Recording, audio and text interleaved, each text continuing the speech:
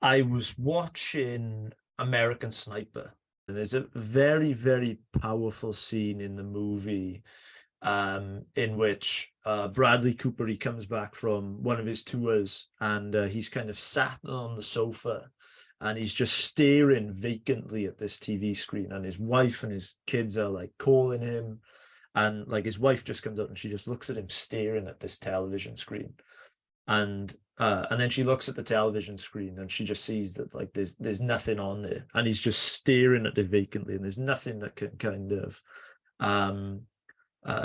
kind of get his attention. And one of the things that I found that you talk about in your book was that you say in the book that we now know that trauma comprises the brain area that communicates the physical embodied feeling of being alive.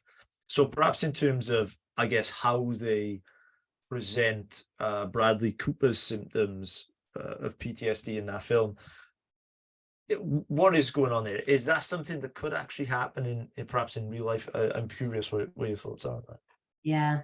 So it sounds to me like he's experiencing PTSD. And when you think about trauma, you go through different phases. And the first phase is called outcry. And that's when you experience the shock of it happening and often overwhelming distress initially. But actually phase 2, you go into a more detached mode where you're kind of more numb to life.